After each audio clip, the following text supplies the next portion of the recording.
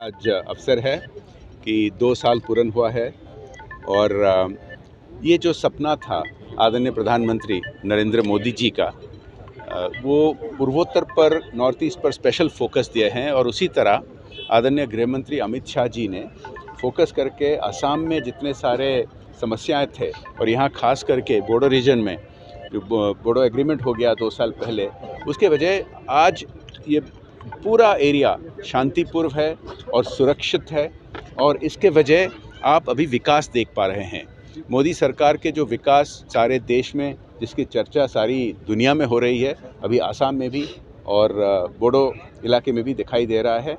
जहाँ भी आप देखो कंस्ट्रक्शन हो रहा है, स्कूलें चल रहे हैं, नियुक्त हो रहे हैं हमारे युवा और भविष्य यहाँ बहुत उज्जवल लग रहा है।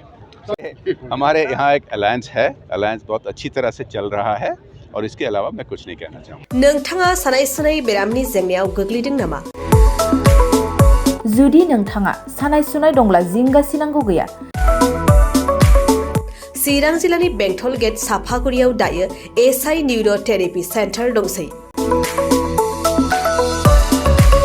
बे थेरापि सेन्टाराव नोंथाङा गोरलैयैनो देहानि सानाय सुनायखौ फाहामथाय लानो हागोन।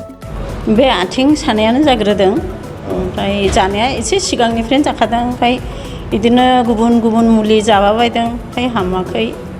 दिनैनि ट्रिटमेन्टआनो आङो एसे मोजां मोनसिनबाय।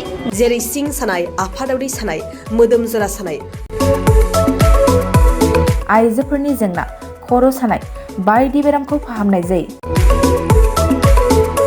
लोगोसेयैनो बे सेन्टाराव थानानै फाहामथाय लानो हानायनिबो सुबिदा खालामदों। नोंथांमोनहा एसआइ न्यूर' थेरापि सेन्टाराव फाहामथाय लानो गोसो दंब्ला नैबे मबाइल नम्बर 7620160459 नङाब्ला 9476977956 आव थोंजों सुलाद लानो हागोन।